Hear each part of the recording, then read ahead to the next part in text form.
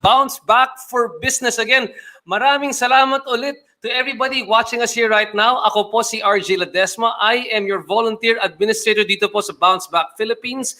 And I am also the co-founder of Mercato Central. And we've got a very special session po here today.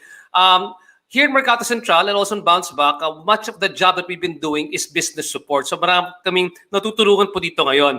At isa sa mga industriya na natamaan po ng ating COVID-19 crisis, pati ng ECQ, ay yung food business po natin. And that's why we put together a Mercato Academy. It's actually the educational arm where we are teaching people how to improve or how to pivot, how to innovate habang sa panahon ng crisis dito sa ating industriya ng pagkain. And there were two key factors or two key things na lumalabas na importante pagdating po sa ating mga restaurateurs. Lumalabas po na unang-una, people are all thinking about food safety. What are we doing right now with regard to food safety for our industry? At pangalawa po, importante rin is contactless delivery. How do we make sure that when we deliver to the customer or client right now, because that might be the new normal for the next couple of years or next couple of months at least, na we can have no contact with our customers. What is the best protocol for that one? So we're working together with a few of our partners here today to make sure that sa mga first-timers, kunyari po kayo po ay mga restaurant owners and you need to review your food safety protocols, nandito po kami. At pangalawa po, kung kayo naman po ay yung mga home-based entrepreneurs na nagsisimulang magluto ng pagkain sa bahay at binibenta nyo, let's say, online, sa mga kapitbahay po ninyo or nasa Viber kayo, nagbebenta kayo, we can give you some of the few good safety principles to start off your business here. So bago lahat po, gusto kong batiin lahat ng mga nandito po ngayon. Nako, ma'am, ang dami na pong nakikinig from all over the country, from the Practical Learning Company, pati na rin po sa Mercato Central, pati na rin po sa Bounce Back Official at Bounce Back Restaurants. Maraming salamat po sa lahat po na nakikinig dito sa talk natin, Bounce Back for Business again, for food safety protocols, and of course, contactless payments. So, as we start off here right now, the most important thing that we want to communicate to everybody is we want to gain everybody's confidence, di ba po? Right now, people are asking, is it really safe for me to order online? Is it really safe for me to get food from a restaurant? We want to make sure that we are all on the same page, both the customer and also our restaurateurs.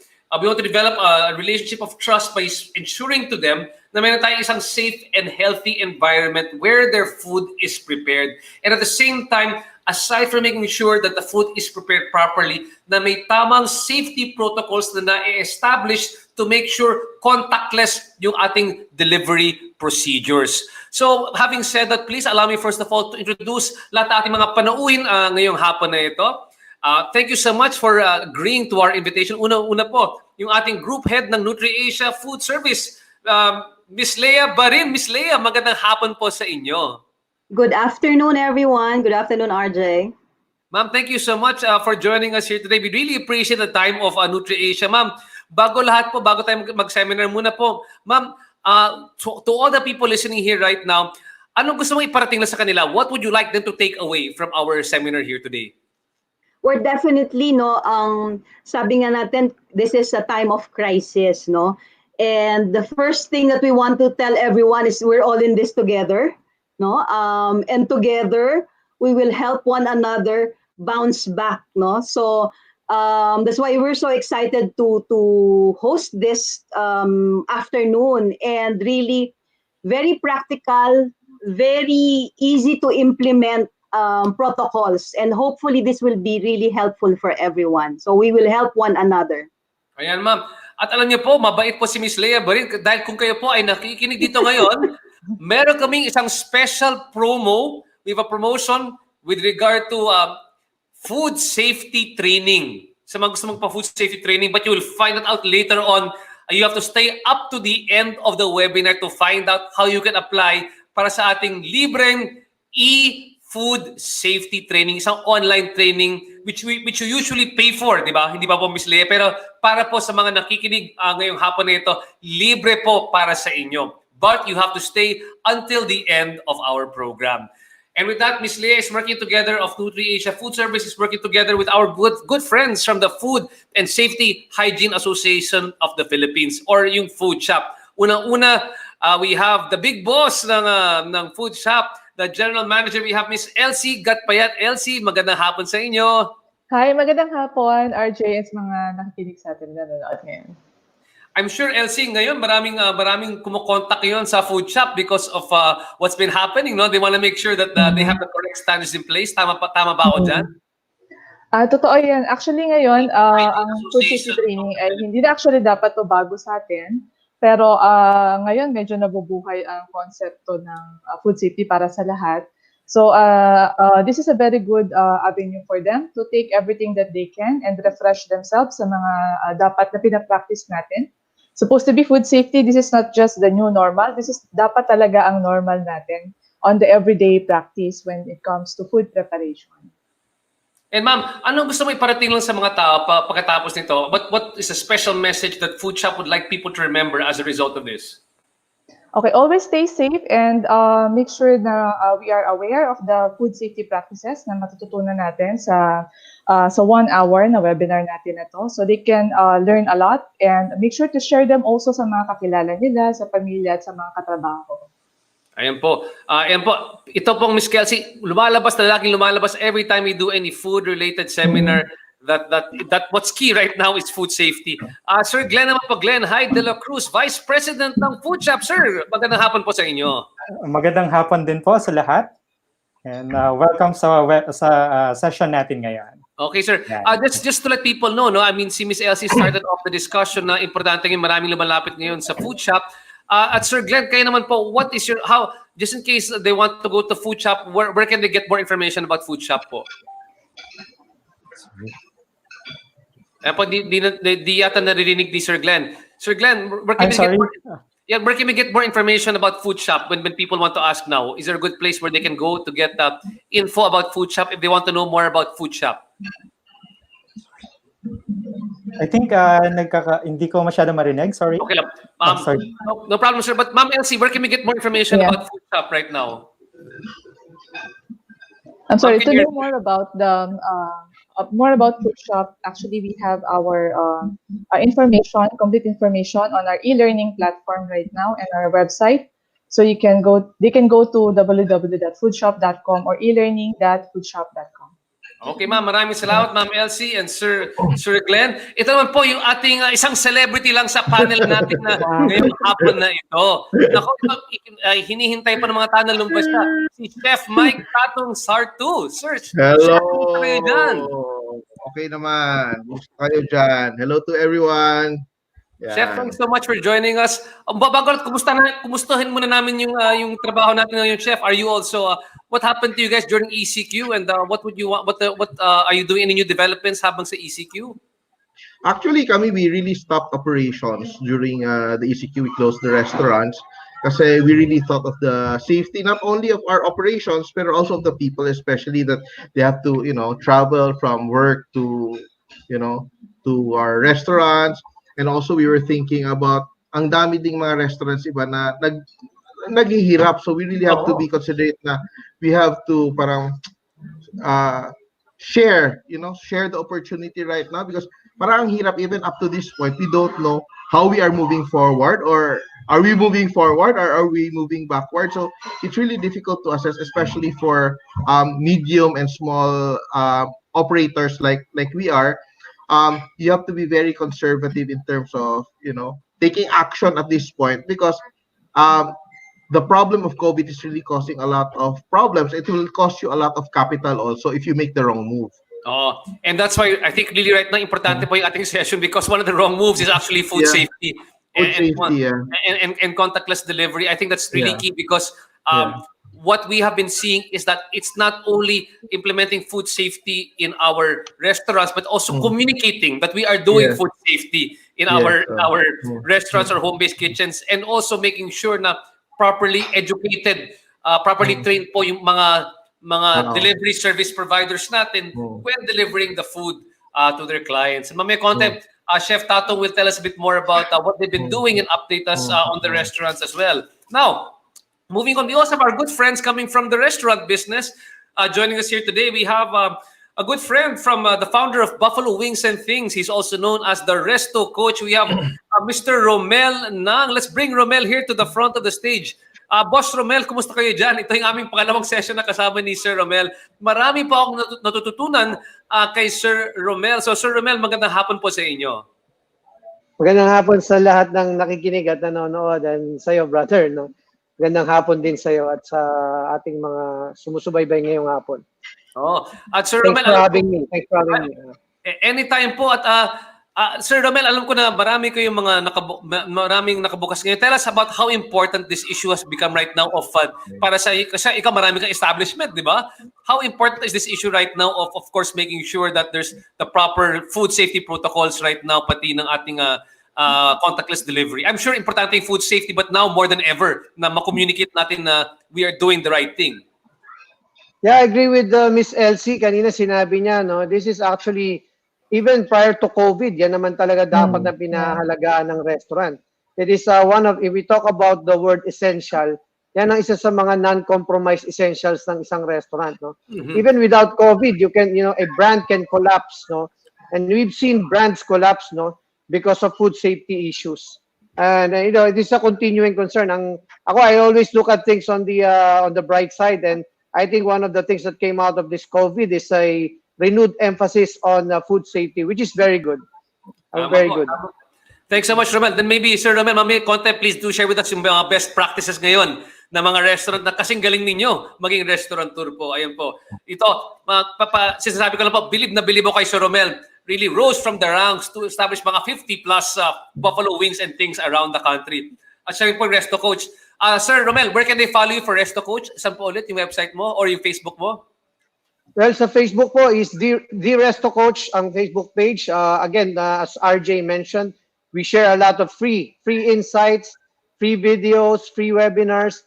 Last time po yung topic namin was leadership, and all of the first I think the first site for restaurant owners, restaurant employees, leaders, managers, and even people who just eat in restaurants, no? So ayan para po sa lahat po ito, no?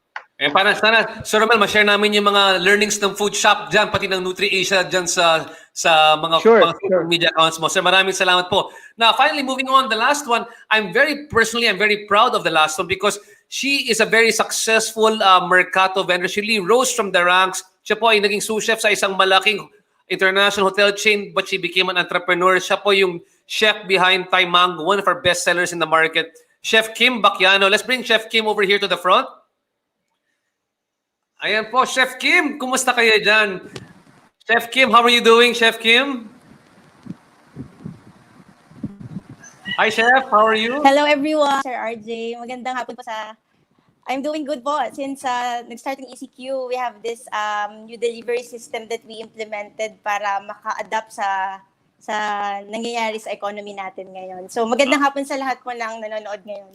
Oh, yung kaganda naman ni Chef Kim, because syempre galing siya sa isang international hotel chain, I'm sure na-adapt niya yung mga food safety principles na kailangan sa kanyang, kahit ikaw hindi ka kasing laki, but kasing entrepreneurial mo si Mr. Romel Nang, no? So ikaw rin, Chef Kim, kahit nagsisimula ka pa rin sa negosyo mo, or it's not that big yet, pero marami ka ng mga events, no? I'm sure you also know the importance of food safety protocols sa inyo, di ba?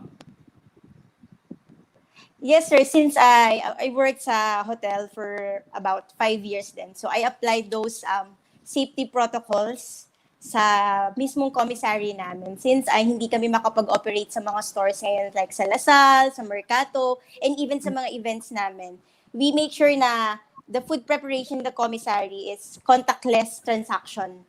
So ang mga in-implement namin during the preparation of the delivery system is a contactless transaction, meaning we have a runner na we assign para wala siyang contact doon sa aming food preparation. So siya yung nag-hand over sa rider, and there's a designated dispatch area. There's a table there na doon kukunin ng rider yon para hindi magkaroon ng any contact sa food preparation area namin. So we really invest also din sa mga packaging. So since hindi kami makapagbigay ng dining experience sa mga tao, we want to experience them yung parang level up na na delivery experience naman, which is newly improved packaging na sealed with logo and everything na parang Ang you ganda will dyan, feel Sir special Tim. pa rin even it's a delivery system.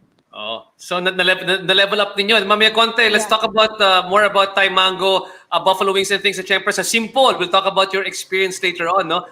Balikan po natin si Ma'am Leah. Ma'am, so let's put everybody else back in the background. I want to have a conversation with me and Miss Leah here right now. Ma'am Leah, no? Let's talk a bit right now, Ma'am, no? I think right now during this particular crisis, no, yung talagang lumabas dito is that food safety is important, and the most important response that we should have, whether or not there's a crisis, is that there's a systematic process and education to set food safety protocols in place para maprotektahan po yung ating mga food service handlers, how it's treated by ating mga frontliners and consumers. Dapat so, how do we make sure lang, I guess, moving forward that we need to remind people again how to ensure food safety, that even with food safety, you can still maintain profitability and viability of the business. Kasi baka ibang tao inisip nila, nako, pag masyadong maraming food safety standards, baka ma-compromise po yung aming profitability, di ba? But I'm sure that's not the issue over here. Ma'am, let's take a look back. Ma'am, can you give us a bit more understanding of this systematic process that we need when it comes to knowing about food safety po? Well said, RJ. No, thank you for that very good introduction.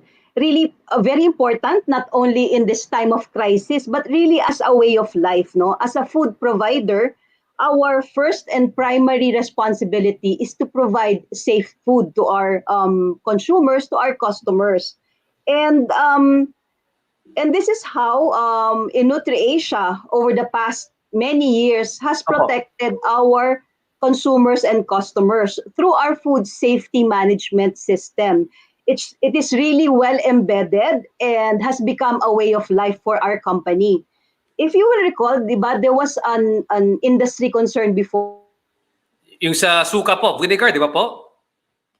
NutriAsia already has a very, very strict quality management system on the production of our products. So, and we're quite proud of that. And with our FDA certifications, our SGS and FSSC 22,000 accreditations, NutriAsia is able to give peace of mind to our consumers and to our customers, no, that we produce products that are safe, consistently, and continuously. So, Ma'am Leah, so that just means that whether or not there is a crisis, as long as that there is a system in place, you're assured of food safety. Di ba? That's what's the most important thing that we should, kumbaga yan po yung pinaka-takeaway po namin dapat dito po, that when the process is in place, we are okay. Tama ba ako? Yes, because a process becomes a habit and a way of life. So that kailangan embedded talaga siya. Yan po. So I guess mamaya konta we'll be able to talk about this one more at length kasama ng food shop po, di ba? They'll discuss really the process. But what we need to make sure of that, parang this is the habit that we should have as restaurateurs. It is not a, hindi pa siya hadlang sa negosyo. Importante to. It's part of the business. This is how we grow the business. Now, having said that, Ma'am Leah, please stay over here. Can we bring back Chef Tatong online lang for a bit, no? Chef Tatong, I just wanted to know, no? There's a lot of new normal going on right now, Chef Tatong, no? We're working in this new business normal, like you said. You're just like say Chef Rommel said, just like Chef Kim said, they're having to readjust things, no? Tell us a bit more. What are the new food safety practice that you're doing for your restaurants? Actually, because of the nature of the problem of the COVID, hindi kasi siya like simple na biological na that you can say that simple sanitation, simple na parang hand washing lang. You're dealing with something that's much greater. So you have to be really advanced in your actions, especially if you think about it. You're not only managing your own workspace, but it's also a matter of managing what gets into your workspace. Diba? That's a very big problem because the contamination hindi natin nakikita.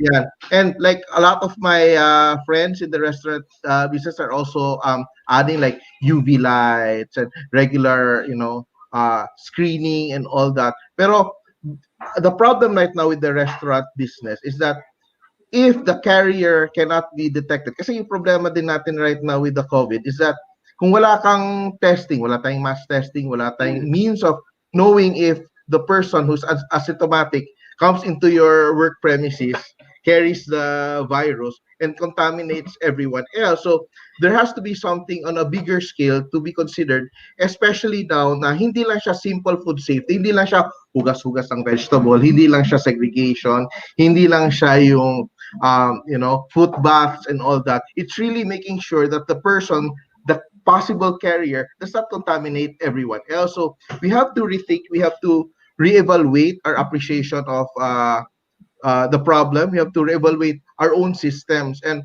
a lot of the restaurants, kasi, if you look at it, are not really built for this right now. In the reality of the Philippines, kasi in terms of food safety, if you go around, food safety practices is still something to be desired. But what COVID is doing, it's really fast-tracking our efforts to implement a standardized way of food Ganyan safety parang yung all naging upside throughout. natin, di ba, Chef? Parang yung Upside COVID natin, yeah. was a kind of like a blessing in the sense that now accelerated na yung pag-adapt ng mga Accelerated. ng food safety standards, di ba po? Yeah, oo. So, yun lang nga is some people will be able to handle the additional capital requirements to be able to implement these changes. Some will not. Pero I think in the future, it will benefit all of us. Kasi if this happened today, it can happen in the future. And even by implementing this basic sikat, hindi sa pre-COVID situation, food contamination, food poisoning has already been happening in the restaurant. So, ngayon kasi, if you talk to just anyone in the food industry, siguro, let's say 50% of our staff, wala talaga appreciation on that matter, di ba? They think pwede na yan and all that. Chef, importante, una-una, the education of the staff is going to be very, very key right now, di ba? Yeah. That's one. And the second one na lumalabas rin sa inyo, I've talked to some other restaurants, dapat importante that you are being safe, but safety, food safety might become a key marketing already for you, di ba? Na you have to exactly. So it's not actually an expense, it's an investment for you, for people to trust the restaurant. Tama ba ako dyan? Yeah, it's correct. And also, it's a big problem also because there are different categories of restaurants and food service establishments. Like if you're a fast food or a casual dining restaurant, that's very easy to transition. If you're dealing already with high volume production, you just have to do a little bit of tweaking to be able to ensure there's food safety. But for some restaurants, like our restaurants, where it's not just the food, it's the experience, that is the bigger challenge right now. Are we restaurants who offer yung sinasabi nating ambience, no? Restaurants that sell beyond the food, it's not commodified, it's you're selling the experience. How do you translate that experience into a delivery model? So sometimes it's very difficult for us to, to come up with ideas on how to transition that, because definitely our cost structure will change, definitely our services sequence will change, our manpower requirements will change. So right now it's a very good time to really think our business models, really a good time to rethink our process, our flow, and really rethink how we are doing things, and probably we'll be able to move forward and evolve to a different form of business, because right now some businesses, some food businesses have become irrelevant in this setup, in this situation, while others also are thriving. Because I have friends who are like umiiyak na ngayon kasi sobra nilang hirap sa situation. But some of my friends also in their page are telling me, wow, para kaming Pasko ngayon. Di ba? So, okay. Get.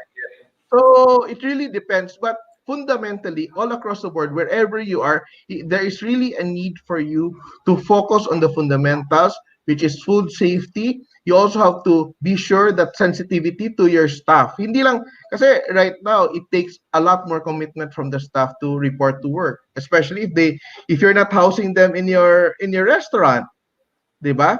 They're always at risk. So how do we come standard but humane at the same time, that we are able to take care of the fundamental? No? It's a human business.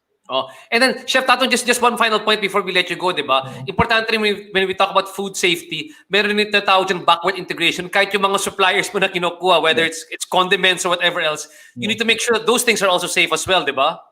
Oh, definitely. That's why I work a lot with NutriAsia. And one thing I really appreciate about NutriAsia is that yung products, para halos contactless siya. I think they're one of the most advanced in terms of food manufacturing, not only in the Philippines but in the rest of Southeast Asia. Na when they receive the raw product, lalabas siya sa factory nila, packed na siya. So you're sure na wala talagang contaminants, and you can easily trace, may traceability sila. Diba? For example, in the restaurant business, we say farm to table. We know where the farm comes from. Diba? The product comes from which farm, which farmer. In the case of NutriAsia, they have this serial number system where they can actually trace when the raw materials were delivered, what time, in what condition, and all that. So anytime you receive something from NutriAsia, as long as the packaging is not tampered, you're ensured of that quality.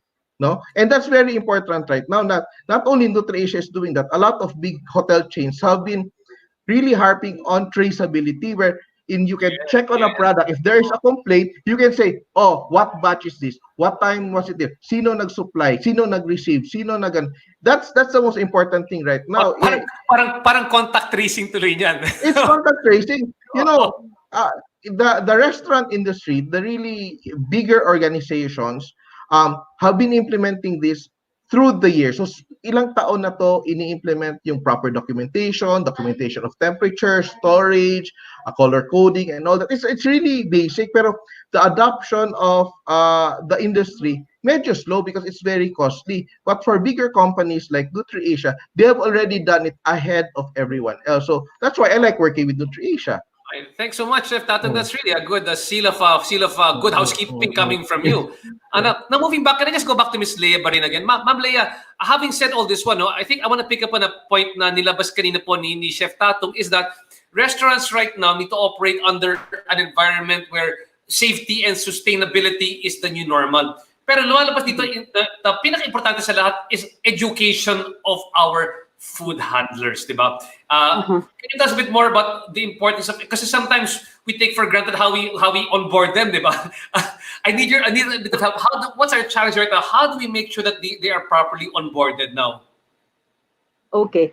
Definitely, no, RJ, knowledge is power at this point when we are all traversing the unfamiliar. So in this new normal, we would like for our restaurant partners to be anchored on food safety management systems that will safely and sustainably, kailangan tuloy-tuloy. Hindi pwedeng at one point in time lang natin pa-practicean yung safety protocol. So safe and sustainable. We should be able to train our food handlers on food safety regulations. Now, that is why we partnered with FSHAP for this event and to campaign for the education and implementation of food safety practices.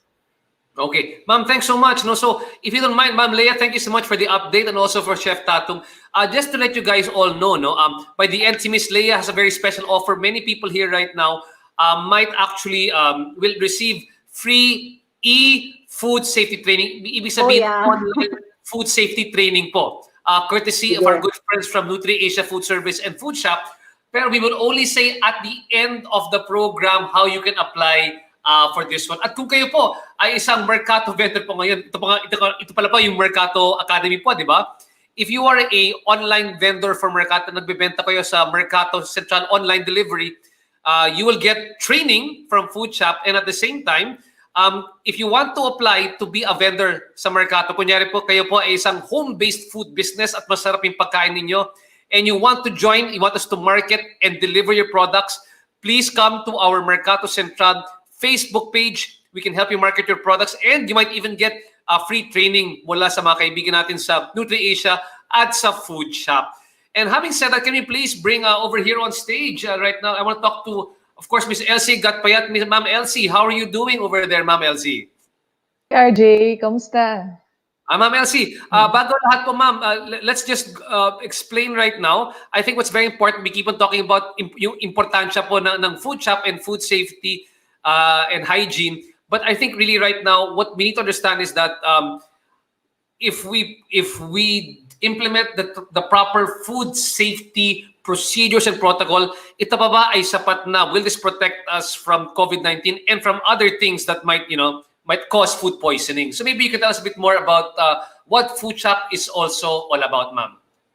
Okay. Going back to your first question, I think not just about the knowledge ang pinaka-importante ngayon, Like what we are advocating at Food Shop is yung ating kultura. We called it food safety culture.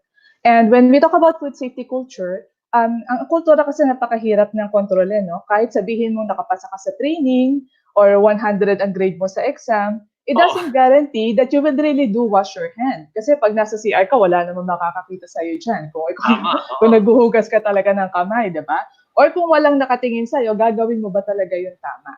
And this is what we are actually trying to advocate to everyone. Aside from proper knowledge, it's important that we really have that own.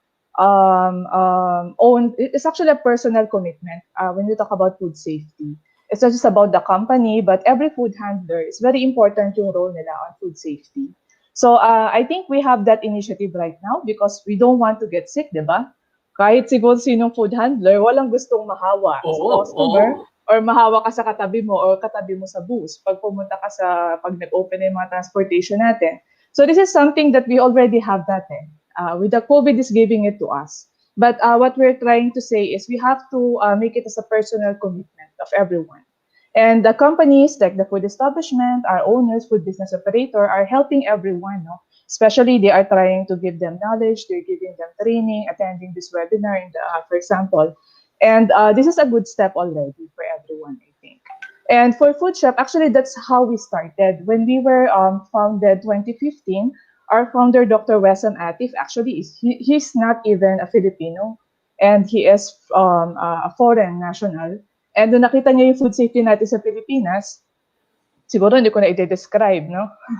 Alam na natin lahat yan, nararamdaman natin, no? If you go out sa mga karinderya and all that. And ito yung pangarap ng mga founders ng Food Shop, including myself as an advocate, that we want to level up yung ating awareness sa food safety and how to avoid food poisoning and mga foodborne illnesses. So that's how we started last 2015. And since then, actually, we created programs hindi lang para sa public, but also for those who work abroad, for our OFWs, so that they can have that international accreditation as well. So bago sila umalis sa Pilipinas, pwede silang kumuha ng training sa Food Shop. Tama pa ba ako dyan? Yes, because the training that we are providing, actually, we have two types of training. We have the public awareness, and that's for free. And we always do that. And we also do that for the government.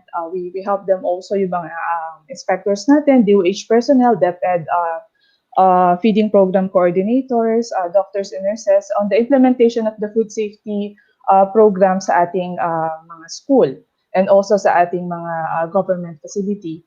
And actually, the one that we offer for public are for those certification, wherein they can present it to their employer if they go outside the country or here in the Philippines, because there's an examination there. So you have to, it's like, hindi naman parang licensure, but it's somehow similar to that. To test na talagang alam mo yung ginagawa mo sa trabaho when you go to your work.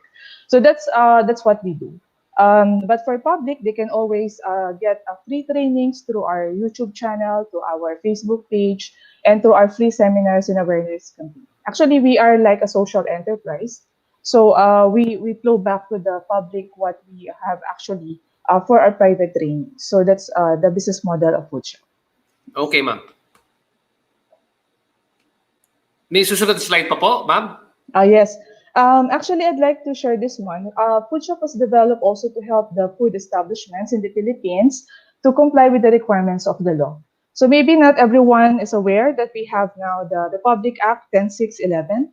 So we called it Food Safety Act of 2013. So actually, this is a very good law. It's a very applicable to COVID kung titignan natin in our current situation.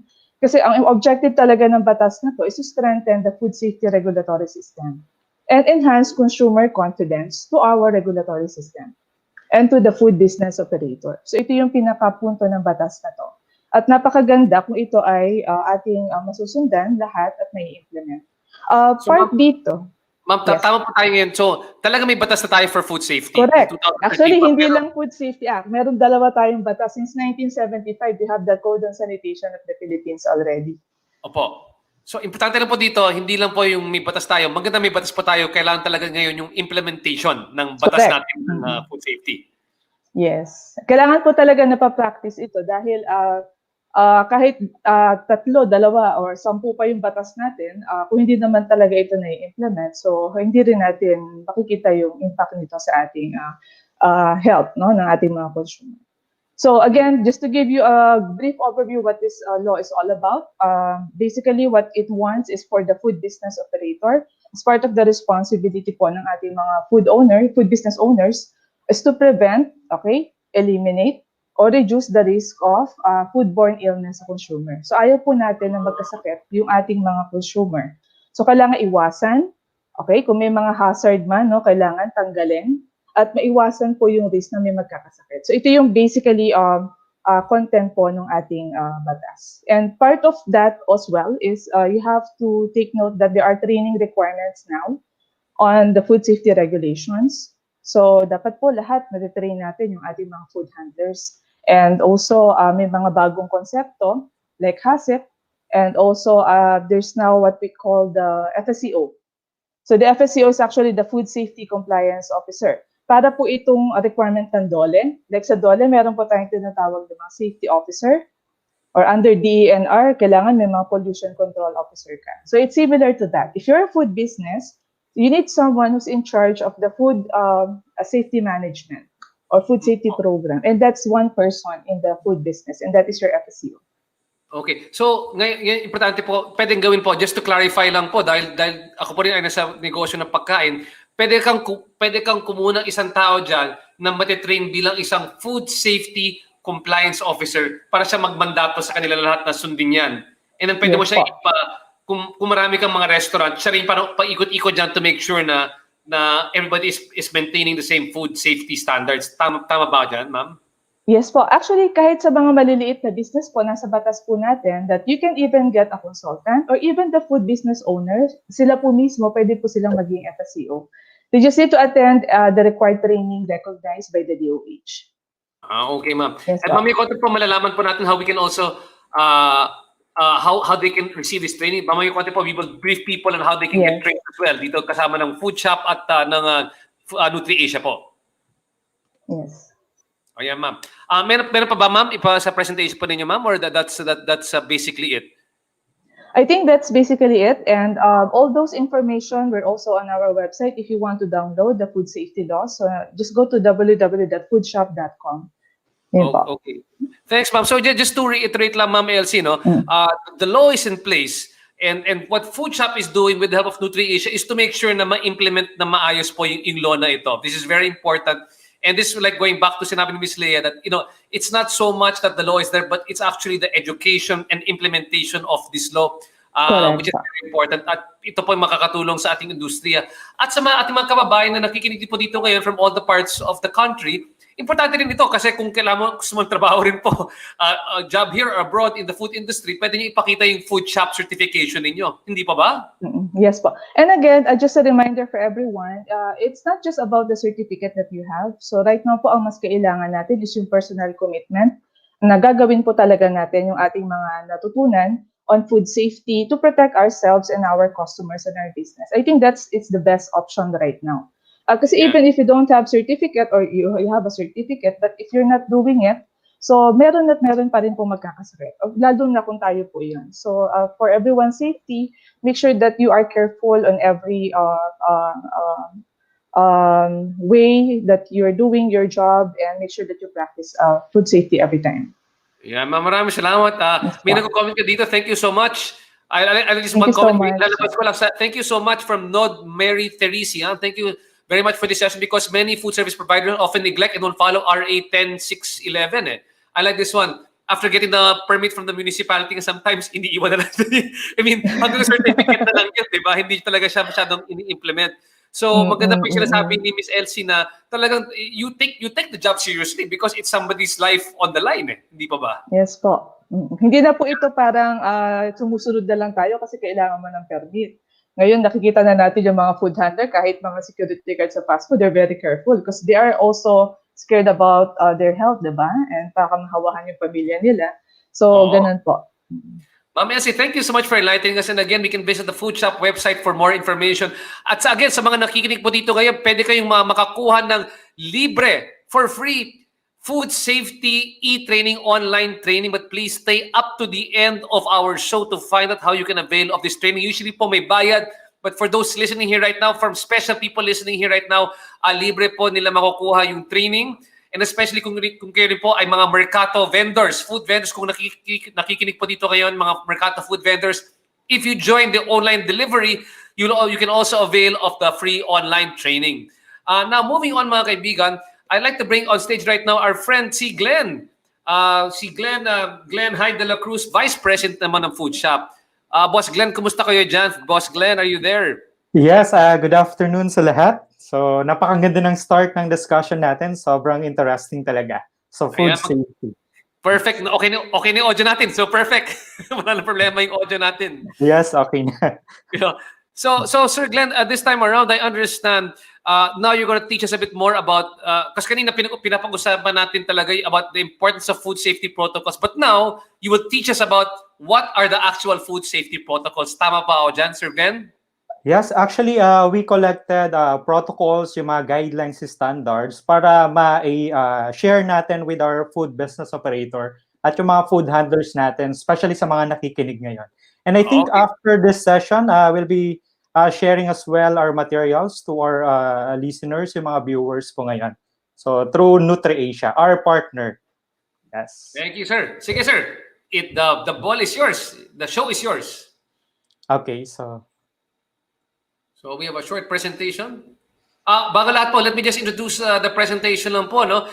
Itong presentation po is in line with NutriAsia Food Services Advocacy in educating mga food establishments natin on basic food safety and contactless delivery protocols. So ito po, inuuli ko lang po sa ating mga food establishments. If you're watching this right now, this is NutriAsia's advocacy on basic food safety and contactless delivery protocols. So NutriAsia ay nagpartner po sa Food and Safety Hygiene Association of the Philippines para sa itong learning session ngayong hapon na ito. So please watch very carefully what we are about to present. I think you'll enjoy this one.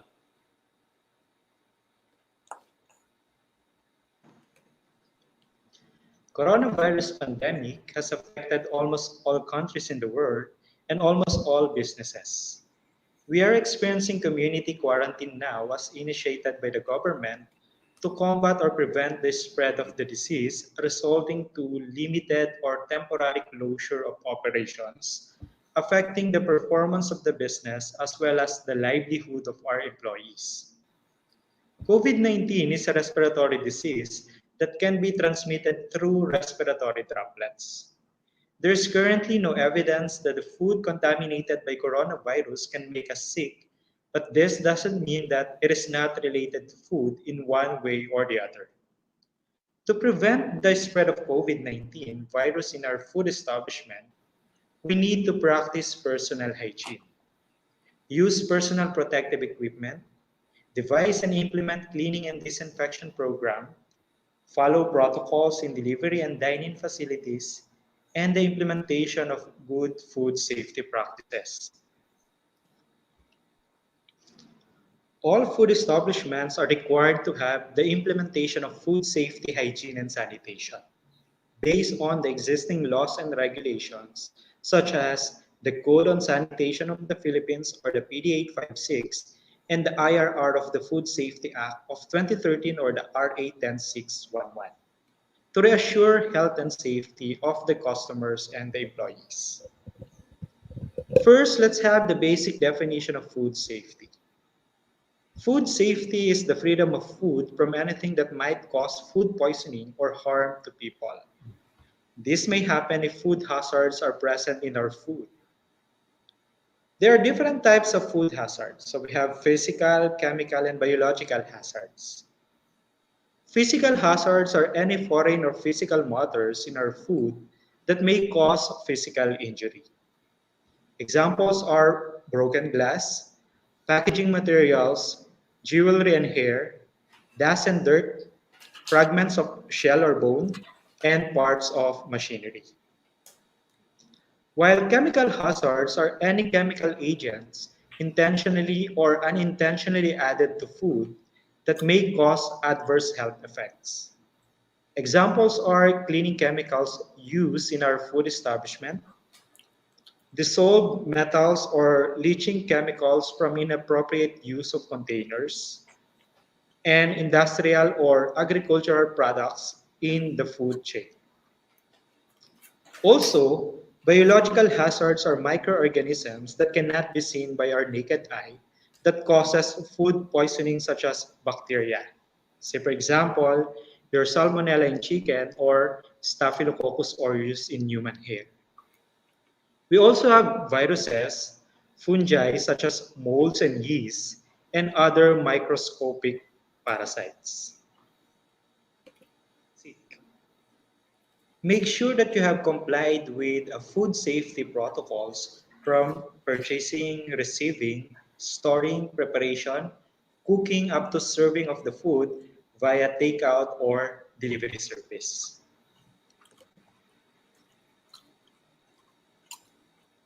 First, make sure that all your raw materials, ingredients, and packaging materials are from your reputable suppliers. Purchase from your suppliers that are reliable or trusted and with food safety implementation and or certifications like Good Manufacturing Practices or the GMP, Hazard Analysis and Critical Control Point or the HACCP, and the ISO 22000 or the Food Safety Management System, and other applicable certifications from the government and or third-party providers. To guarantee the quality and safety of food items, you may also ask for certificates of analysis or testing from your suppliers. In receiving of food items, you need to check the conditions and temperature of frozen or critically chilled items. Check for expiration dates and possible signs of pest infestation. Ensure that all the delivery personnel are aware and complying with the following measures such as hand sanitizing, compliance with personal hygiene, social or physical distancing, and other measures such as maintaining cleanliness of the containers and food to be delivered to stop or minimize the spread of infection, including COVID-19 virus. After checking and receiving, food items should be stored properly and immediately to prevent cross-contamination. You can prevent this by ensuring that you store your raw foods and cooked foods separately, making sure that your fresh fruits and vegetables are washed using potable water and no need for detergent. For raw meat, it is not necessary to wash if it is not physically contaminated, as long as you will cook it thoroughly before serving. Lastly, packaged goods or canned items should be wiped using approved and food-grade disinfectant, then stored in a clean area following a good stock rotation or the first in, first out. You must prepare and cook your food safely and ensure that your food preparation area is clean. To help slow the spread of COVID-19 during preparation and cooking, the World Health Organization recommended the following measures such as stagger workstations on either side of the processing lines so that food workers are not facing one another. Space out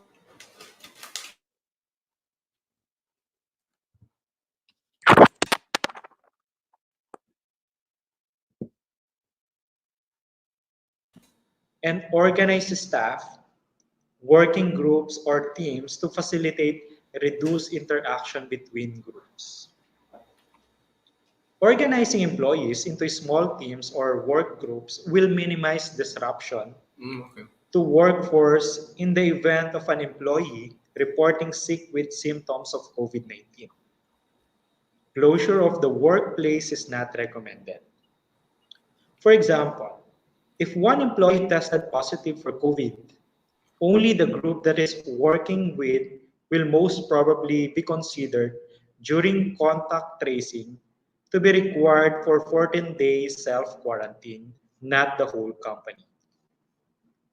Example of contacts in the food industry could include any employees who was in face-to-face or physical contact, any employee who has within 1 meter with a confirmed case, anyone who has cleaned up any body fluids without adequate PPE, employees in the same working team or work group as the confirmed case, and any employee living in the same household as a confirmed. You need to review and revise your sick policy for your establishment. As food business operators, you also need to assess if you have adequate ventilation in your kitchen to ensure safe and comfortable working environment. Remember that if you don't have a healthy staff, you can't run an effective operation.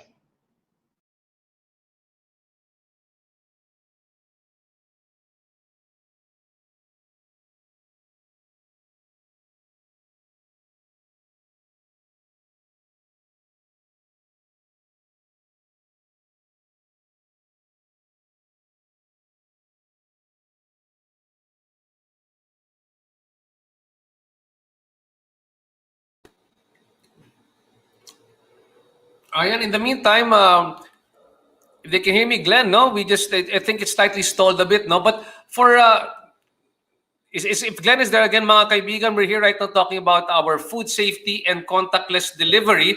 Right now, si Sir Glenn, the Vice President of Food Shop, undergoing, explaining right now yung mga protocols na nangangailangan nating mga negosyo. Nakita ko dyan, marami pong nakakapansin. It's very important right now how we are able to do these safety protocols, and many people want to be able to get secure the information. So kung gusto nyo makuha po yung mga materials na yan, let's flash again the NutriAsia Food Service post, no? For everyone who wants to get the materials on food safety, you can get the materials on food safety. Please just like their page, facebook.com/NutriAsia Food Service, and send the message there if you want to get the materials which you found over here, no? And at the same time, I want to remind people that if you also want to get the free food safety online training module na ibibigay ng NutriAsia kasama po ng Food Shop, please stay up to the end of the program. And again, if you are a food vendor dito po, base kayo sa Metro Manila, you're a home-based food vendor, you want to sell your food online, you can join the Mercato Central online delivery service. Please visit the Mercato Central Facebook page. And then makaka-apply kayo bilang vendor sa Mercato Central. We will put you on our online delivery platform. And after that one, you can also deliver your products. Kung may mga tanong kayo sa ating mga panauhin, please make sure pakisulat na po sa ating mga live comments para maitanong namin mamaya konti sa aming programa. And with that, let's continue po with our presentation. Let's welcome back Angelo and Sir Glenn for the presentation. Run an effective operation. Okay. Are your staff compliant with the use of personal protective equipment? If so, that's good. All food handlers must use personal protective equipment such as clean uniform with hair cover. Surgical face mask is recommended, but you may also use washable cloth masks. And wear disposable gloves when handling ready-to-eat food, but remember that there is not a substitute to proper hand washing. You need to wash your hands before putting on gloves and after removing. Remind your staff that uniform must only be worn inside the food establishment, and masks must be worn properly, covering the mouth and the nose. Other PPEs may be required based on the risk assessment in your food business. Lastly, to prevent the spread of the virus and other infection, all employees must comply with the respiratory etiquette as recommended by the World Health Organization and the Department of Health. Let us now proceed to hand hygiene. Hands are said to be a significant source or vector of contamination. To prevent contamination, we need to subject our hands to a strict hygiene rule through hand washing. Allow all your staff to wash their hands for at least 20 seconds using approved antibacterial soap and running water in a designated hand washing sink. Strictly monitor behavior of your employees as hand washing is the commonly missed procedure during busy operations. Remind them to wash their hands after coughing or sneezing, before, during, and after preparing food, before eating, after toilet use, after handling chemicals, after handling cash, after passing out dishes, and after handling garbage. It is also recommended by the Center for Disease Control that if soap and water are not available, you may use 60% alcohol-based hand sanitizer. At all times, food handlers must avoid touching their eyes, nose, and mouth if their hands are unwashed. Let me just highlight that for hand hygiene to be properly implemented, you need to make sure that employees are trained on how to wash their hands properly, and hand washing facilities must be provided. Okay, so let's now discuss cleaning and sanitizing. Food establishment must protect their facilities by establishing cleaning and sanitizing or disinfection program, with or without pandemic. This include but not limited to proper cleaning and disinfection of food contact surfaces such as utensils, dishware, and food contact equipment before and after use, and frequent disinfection of repeatedly touched surfaces such as doorknobs, equipment handles, and counters. Are your staff following the right procedures? All staff must be trained and be knowledgeable on the cleaning and sanitizing procedures. Let's have the basic definitions. Cleaning is the removal of visible dirt or soil on a surface using potable water and preferably liquid soap, while sanitizing is the reduction of germs to a safe levels on a surface but not killing them, unlike disinfection that can kill germs with the use of sanitizer or disinfectant. All chemicals must be used following the instruction of the manufacturer, especially on the concentration and contact time.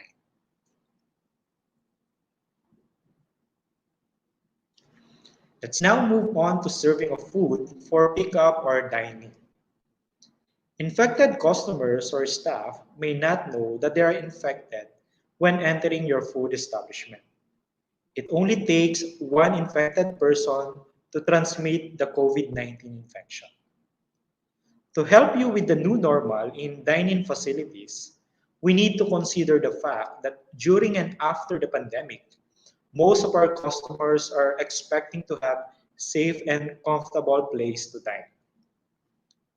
All food handlers in front of the house must wear the prescribed PPE such as masks and gloves as new normal and must practice social distancing with the customers. You may also encourage your customers to comply with the entry protocols you have in your food establishment. Practical measures may include regulating the numbers of customers who enter in your facility to avoid overcrowding. You may communicate to the customers that they are not allowed to enter if they are sick. You also need to manage queue control consistent with physical distancing, and using floor markings as a guide is recommended. You may also have thermal scanning for your customers and employees. Check if you can have foot bath in entrance area and ensure the provision of hand wash stations, approved hand sanitizers, spray disinfectants, and disposable paper towels at entry point.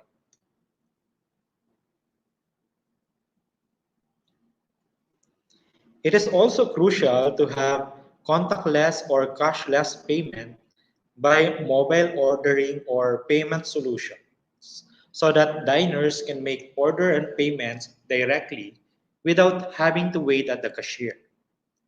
As exit protocol, allow your customers or diners to sanitize their hands. Lastly, it is recommended to check for preparedness of your food establishment before reopening. Risk-based inspection for food safety, hygiene, and sanitation must be conducted by your food safety compliance officer, or you may ask assistance from third-party inspection service provider. We are encouraging every food establishment to have their certifications for the facility and their food handlers to give confidence to their customers that they are operating with the highest standards of quality and safety. Let us say, for example, if you have your inspection certificate visible to your customers, this will mean that their health and safety are guaranteed. As mentioned in the modern restaurant management, dining facilities must be designed simple, more homely to semi-private dining. It is recommended to discontinue the operations of the salad bars, buffet, and beverage stations where customers are using common utensils or dispenser. You may also want to consider separation of the dining facility and the zone for pickup service. Your table setting must be limited to a maximum of 4 persons for 10 square meter whenever possible. Tables shall be arranged such that the distance from the back of one chair to the back of another chair shall be more than 1 meter apart, and the customers face each other from a distance of at least 1 meter as well, according to the World Health Organization. For the last topic, we have contactless delivery. Most of the food service and retail establishments now shifted their operations to food delivery or pickup service. It is recommended to discuss any major modifications on the service style you have with your health department or your food safety compliance officer. Make sure that all your delivery personnel are trained on personal hygiene and infection control, such as using the prescribed PPE, reporting and not working if they are sick. You may set a pickup zone and notify your customer to pick up their food upon arrival. Again, social distancing must be practiced with at least 6 feet away from the customer. Similarly, better if we can promote contactless transaction or cashless delivery. In case cash transaction is required, you may provide cash pouch or bags that are readily cleanable every after transaction and instruct delivery personnel to wash their hands properly.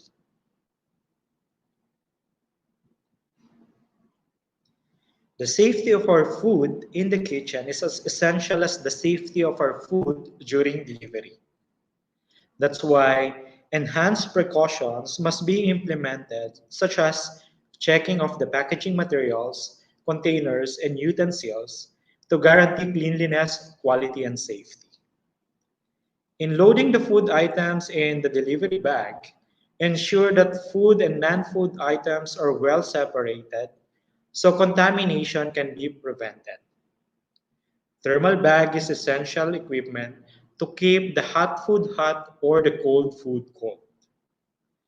As much as possible, deliver the ordered food immediately and should not take more than 2 hours at room temperatures based on the recommendations of the World Health Organization.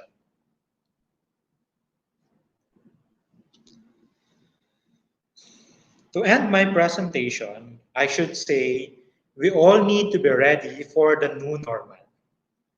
We encourage everyone to start changing their behavior and making it as a lifestyle. It is good to communicate precautionary measures you have to your customers and employees through your, let's say, for example, social media pages and other platforms that can be remembered even after the pandemic. As we all know, most of the consumers now are online. Hope you learned from this webinar on food safety and contactless delivery in the new normal. Thank you and good luck to all. And again, thank you so much, Mr. Glenn Hyde de la Cruz, Vice President of Food Shop, Food and Safety Academy, Food and Safety Hygiene Academy of the Philippines for that very informative presentation. Marami kaming lahat natutunan dyan, Glenn, no? And more importantly, lahat po ay nagtatanong, no, how can they get a copy of the presentation? Pakiulit lang po kung paano nila makukuha yung kopya ng presentation na ito, Glenn. Actually, this presentation can be downloaded to NutriAsia page or just visit siguro yung NutriAsia food service page nila. So they will post this presentation for everyone's reference. Yeah, so inuulit ko lang po, no, sa lahat ng may gusto ng copy ng presentation na yan, all you have to do is please make sure to visit the NutriAsia food service page and Facebook page, and then send them a direct message to ask them for a copy of the presentation. And again, we remind everyone, please, wag pa kayo aalis. We will be giving away food safety training modules. Pwede kayong makakuha ng food safety training module for free. Actually, may bayad pa yan. But then for the people listening over here from select members, pag makikinig po kayo, we'll be discussing our promo later on. And if you're also a Mercato food vendor, or applying for Mercato online delivery, makakakuha po kayo ng libreng food safety training. So having that, again, Sir Glenn, thanks so much. We'll do an open forum later on in a bit. Pwede kayo magtanong din kay Sir Glenn tungkol sa ibang mga food safety procedures. Pero bago niyo po, let's look at the actual situation po sa ating mga restaurant na bukas po ngayon, no? Mga realidad po na lumalabas dahil po sa ating COVID crisis na ito.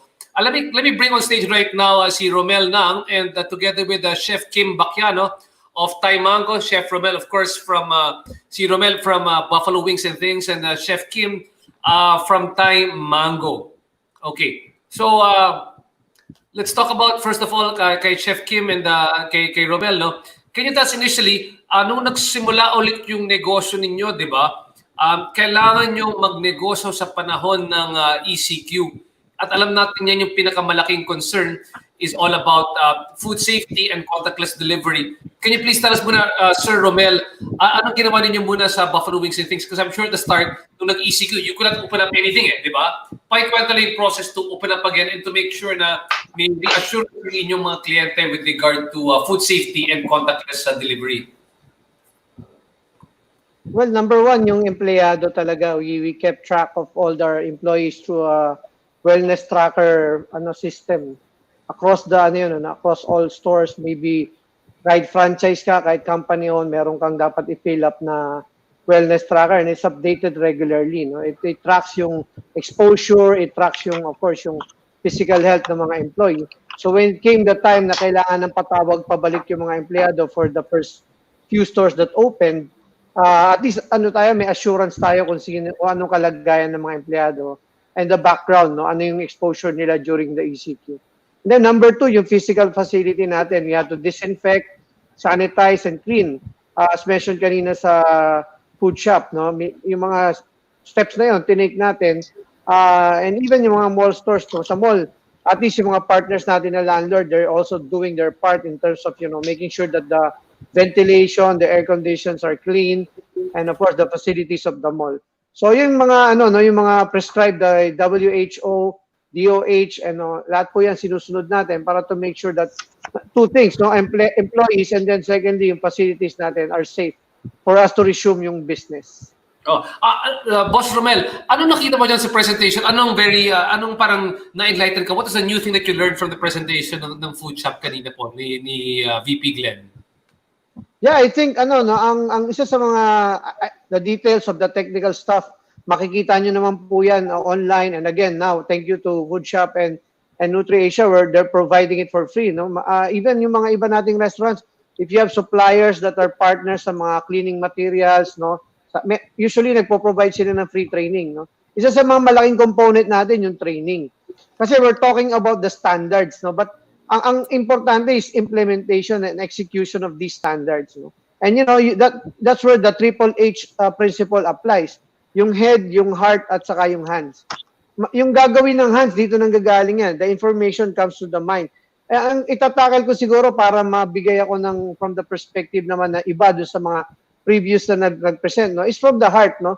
Yung why, no? Ngayon malinaw sa tao bakit kailangan nating maging stakeholder at maging involved. Hindi na ano to hindi na yung pananaw na hindi empleyado lang ako or customer lang ako, no? It is everyone's responsibility now. I think that's the biggest point that I'd like to share with people, even sa the rest of coach, yan yung sinishare ko, no? Let us not look at each other for safety. Let us be responsible first. Tayo muna. Take accountability. Even if you're a customer, if you're an employee, more so. If you're a company owner, much more so. No, kailangan tulong-tulong tayo. Because tayo interconnected rito, no? Ang chain ma-break lang natin, no? And that goes for the also the last mile, yung mga delivery providers, the riders, no, the aggregators. Lahat tayo rito may papel. Kasi mahaba yung journey ng pagkain. Pinakita nga kanina ni Sir Glenn at saka ang kasama niya sa food shop, no, si Miss Elsie. Miss Elsie, na napakalinaw, no? It all starts from the farm. Mahaba yung prosesong pinagdadaanan from delivery to receiving, no, to storing. And lahat tayo mayroong party na gagampanan, lalo sa amin. For example, chain of restaurants, everyone needs to be involved. That's why I want to tackle yung mas importanteng aspeto ng mindset, no? Yung mindset ng bawat tao ngayon should be a mindset of involvement, accountability, and responsibility. Lahat tayo dapat committed rito, no? Okay, maraming salamat, Sir Romel. Babalikan ka namin, sir, no? I just want to ask right now si Chef Kim Bakiano. Si Chef, maswerte rin siya, magaling po siya. She's a very talented chef. And, she was able to create a good recipe in terms of yung kanyang Thai mango, di ba? Yung Thai mango desserts niya. So, Chef, kasi baka iniisip ng ibang tao din, Chef Kim, na kahit dahil maliit lang ako, nagsisimula lang ako, hindi kailangan ganyan ka-importante yung mga food safety precautions kasi maliit lang naman ako, di ba? Pero ikaw, nagsimula ka bilang maliit na negosyante lang, isang stall lang, ito ba ay kontra ba? Pag food safety, pati profitability, hindi nag-match? Or kailangan, kahit sa start lang, may food safety ka na kaagad? Kahit maliit ka lang na negosyante? Yes, sir. Actually, food kailangan talaga tandem yan with safety. So, even you're a small or a big company, automatic yan. Dapat yun yung nasa mindset mo na magkadikit yan kasi dapat safe yung food na kinakain natin ngayon. So lalo na ngayong COVID na meron tayo ng crisis ngayon. One thing that we want to communicate sa mga customers namin that our food is not just delicious but it's safe. So yun yung number one priority ngayon ng mga customer namin na dapat ma-communicate natin sa kanila na number one, hindi lang to masarap but rin siya, safe din siya. So yung mga natutunan ko all over my experience sa mga hotel, after nun, since naipon ko siya for 5 years, I make sure na talagang na-implement namin siya sa commissary namin. So, ang nangyari kasi sa Thai Mango is, after the president na nag-decide sila na magkaroon ng lockdown, so nag-isip kami agad, since close yung mga stores, ano yung dapat naming gawin to adapt to the situation? Kasi right now, ang pinakamaganda mong gagawin is to adapt talaga. Kasi kapag hahayaan mo lang na maging parang okay, close. So anong next step? So you need to adapt. So anong need ng mga tao, which is the delivery system. So pag nagkaroon ka ng delivery, ang gustong malaman ng mga tao, safe ba yung dinideliver mong pagkain? So ang in-ensure po talaga namin sa Thai Mango na andun yung delivery time yung rider dala-dala niya yung pagkain. Anong kasiguraduhan na habang nasa biyahe siya, safe yung dala niyang pagkain. So we invest sa mga insulator bag, sa mga cooler na may ice with salt pa para lang talagang ma-maintain yung temperature ng mga pagkain. Kasi ang virus, hindi naman siya nabubuhay outside the body of a person So, paano natin siya ma-prevent? To personal hygiene din ng mga staff namin. So, we conduct a training before we deploy them dun sa commissary namin na this is the personal hygiene that we want to implement din inside the commissary. Like yun, nag-ano kami ng runner namin na wala siyang direct contact sa food preparation area. And there's a dispatch area din, table, para dun yung mga rider na pinipick up nila yung mga order ng mga customers natin, no? So, yun din, communication talaga sa mga tao na it's safe and it's not just delicious, but it's safe.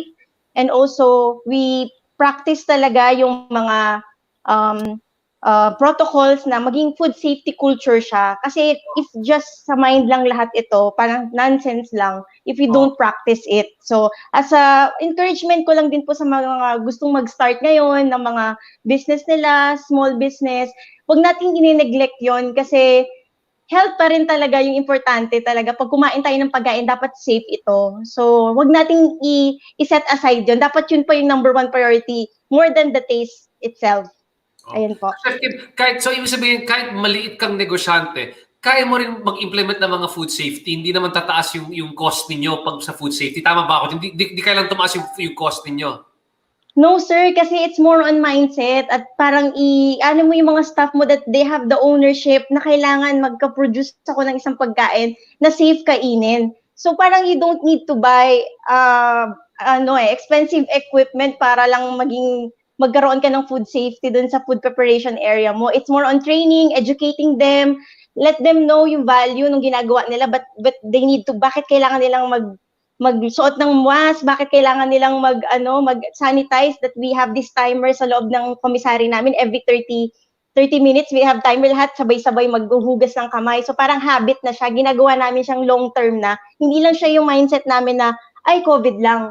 Parang for us, it's a blessing in disguise na rin kasi talagang ginagawa na namin siyang practice, hindi lang to parang for just the meantime na meron tayong crisis na pinagdadaanan. Parang it's for the long time na rin, for long term na rin siya. Practice po sa amin.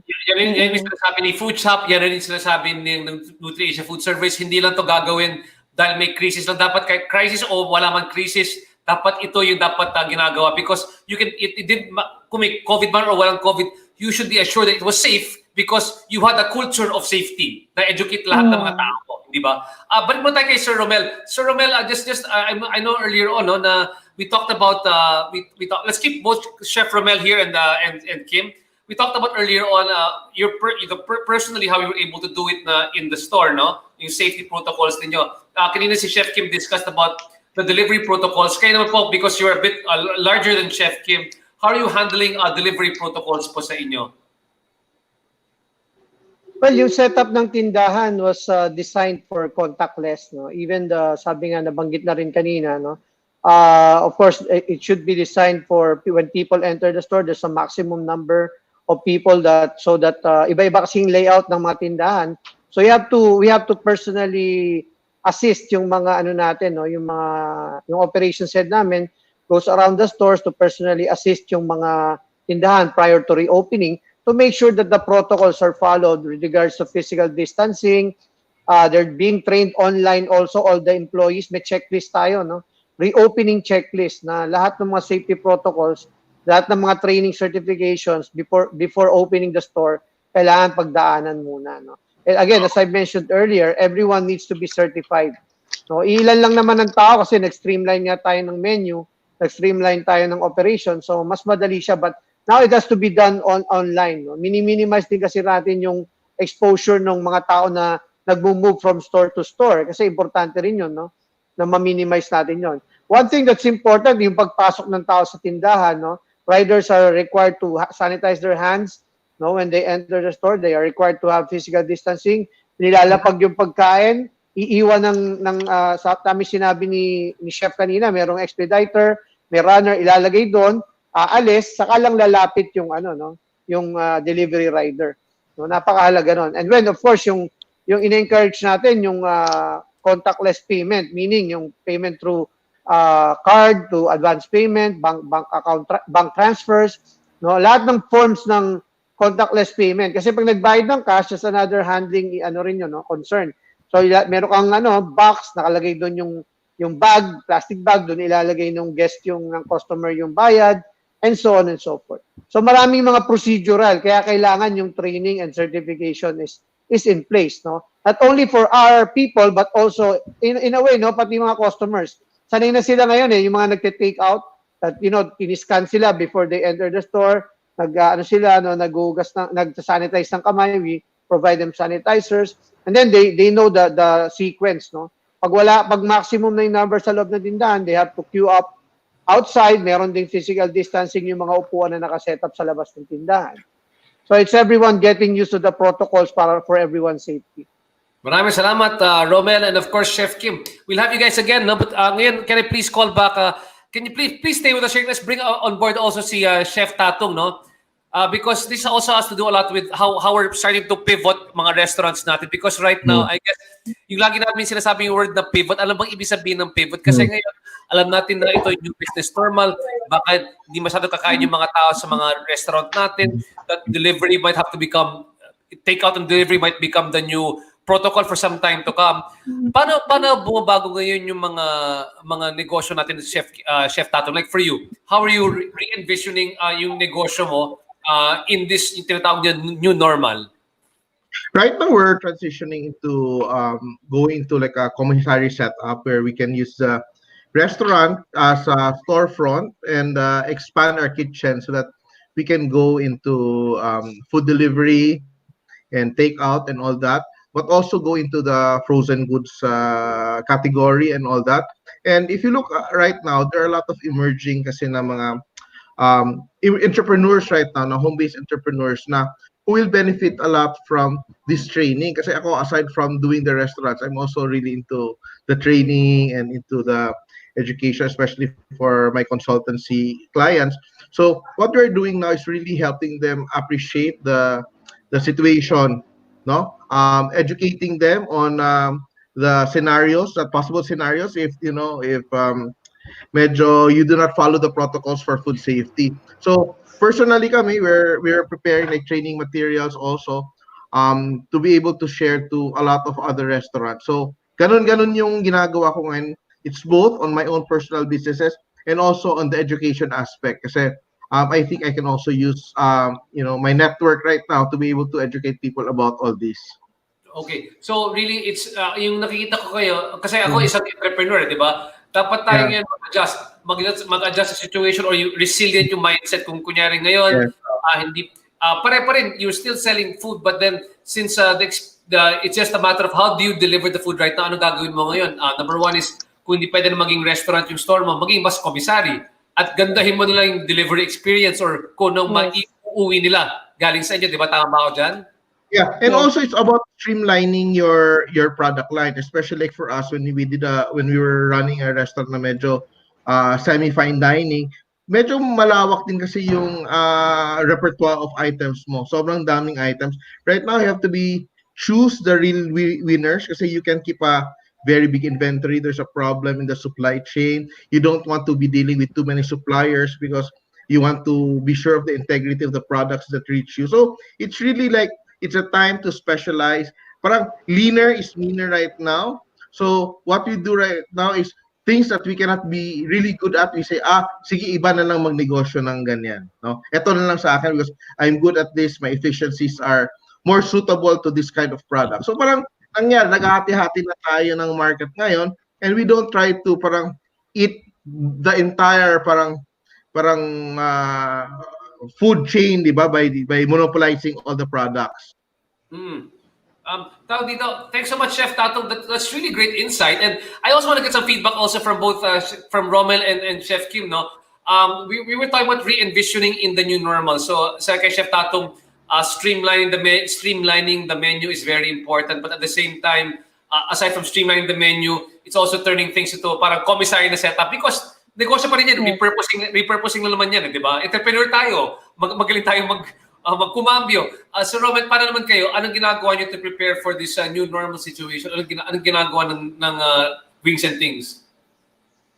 Well, sa amin, yung nagsimula kami dun sa yung tiningnan namin ulit yung P&L ng restaurant.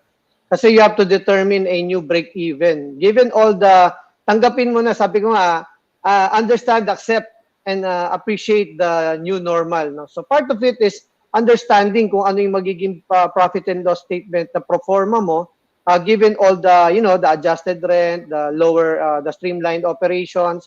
Again, sabi nga ni Chef Tatong, no, nag-streamline din kami ng menu, yung core items lang namin siniserve namin ngayon, to convert our inventory to cash and not to purchase anything, more. Hindi na kami nagdadagdag ng bagong mga purchases. Kung ano yung marami kami, pre-COVID, yun yung ginagamit namin and yung mga signature items namin para may focus yung operations. We were fortunate to have launched a new item also prior to COVID na na-design siya for a higher value. Kasi as you know, ang wings ngayon medyo mahal na siya, no, yung as a chicken part, no. Hindi katulad nung nagsimula kami ng 2009, kaya namin sinimulan yung negosyo na yun.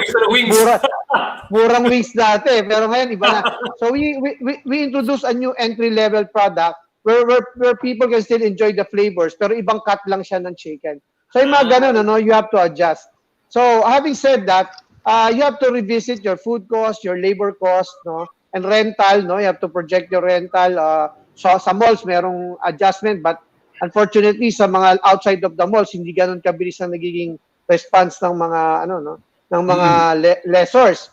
And also business development, as early as now, kailangan pag-iisipan mo pa rin na kung hindi ka na makapag-expand sa mga malls, like in our case we have like 34 stores in an SM mall, and I think altogether 40 plus stores in malls, no. You have to develop and launch yung mga new business models. Micro stores, cloud kitchens, no, yan na nabanggit kanina. As it's not so much of an commissary operations, but a more stealth model of a buffalo swings and ticks na kasya sa 30 to 35 square meters lang, no.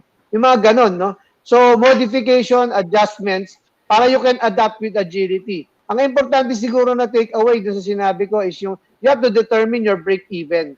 Kasi pag hindi naging profitable, kahit mag-reopen ka, hindi mo siya masusustain. Yan, maraming salamat. Ang dami ko natutunan sa iyo, Chef Romel. So, agility, very key lang at this time. And then, para kayo, Kim, kasi you're just, medyo, you're still very small, which is very good kasi agile pa kayo, pwede kayo gumalaw-galaw, no? How do you plan to adjust to the new normal? Actually, two things that we focus sa namin, para maka-adjust sa new normal. Number one is to i-develop pa, improve pa yung packaging namin so that if they don't have the dining experience ka, but we have this delivery experience na, yung pag natanggap nila yung produkto mo, it's well packaged, it's well sealed, and it's secure. And then number two is time bound. Hindi siya yung mga product na nag-launch kami na hindi naka-time bound, like the ice cream. So we launched that kasi para at least easily and available yun sa mga fridge nila. So yun, we launched that ice cream para pag-order nila yon, anytime na gusto nilang kainin, hindi siya naka-time bound na parang kailangan umorder at this certain time or kailangan close na kasi meron curfew.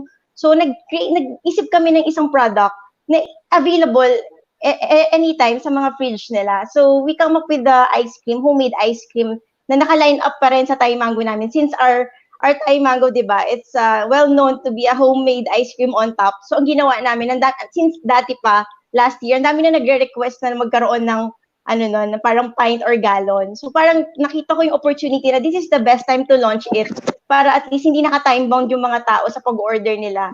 And also, we're planning din na maging available ang Thai Mango all over Metro Manila. Ang struggle kasi namin ngayon, sir, is we're commissary based kasi. So may mga limited lang talaga yung mga area na pwede naming i-cater. So our direction for the company is to be available all over Metro Manila sa north and the south. So tama yung sinabi ni Sir Romel na parang magre-reinvent ka ng bagong business model. So ang naiisip namin is like a take-out. Kahit small lang siya, you don't need to have a dining area pa na malaki right now. But take-out at the same time, pwede silang yung mga Grab and mga own fleet namin, own rider namin, doon na rin sila.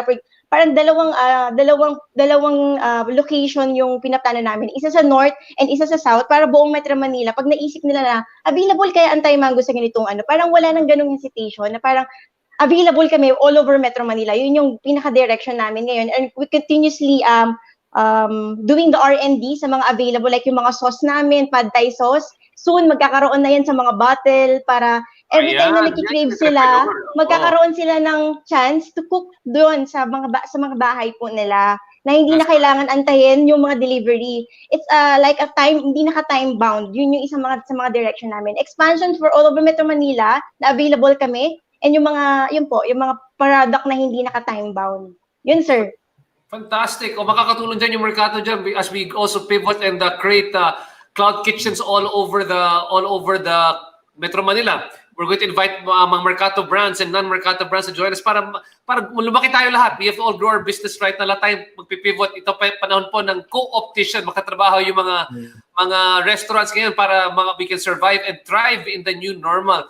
Again, thank you so much to Chef Tatong, Romel, and Chef Kim. Maraming salamat so much. No? really great insights. Marami po nagko-comment kayo. They've learned so much and also sa mga ideya po ninyo. Parang alam na nila kung paano mag-pivot rin sa mga negosyo nila. It's not hopeless. It's full of hope ngayon. So in the meantime, let me go back again to VP Glenn ng Food Shop, no, because Glenn would just like to discuss yung kasi ngayon, as we know, importante ngayon yung mga food shop courses natin, food safety courses. Glenn, can you just tell us a bit more about ano mga klaseng mga courses pwede lang kunin sa food shop?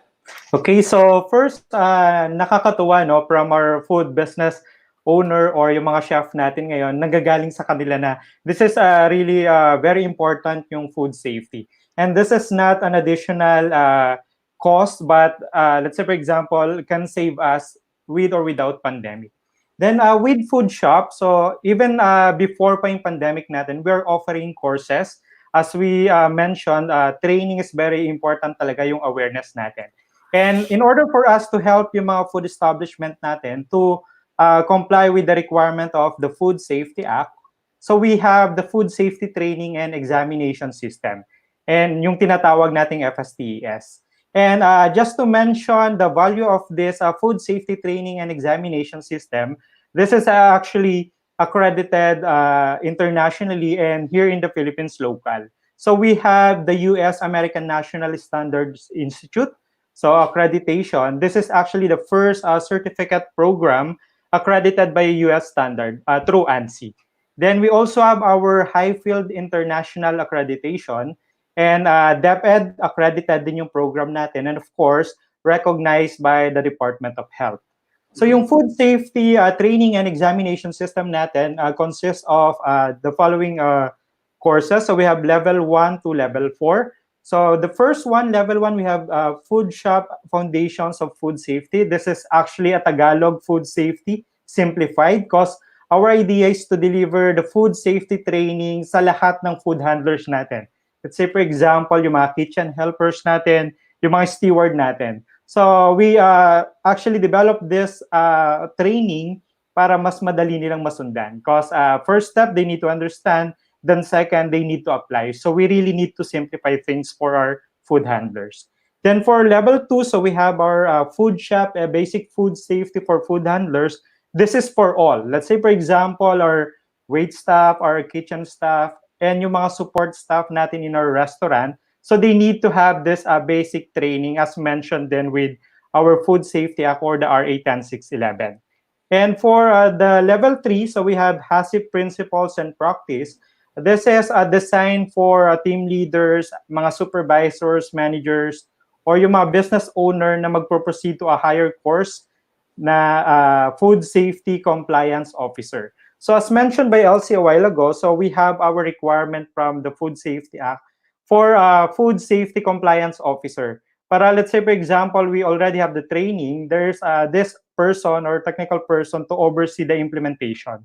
And na-mention din ng mga chef natin a while ago na this is nothing if it is not implemented. So we need to ensure in our food establishment na well implemented and verified.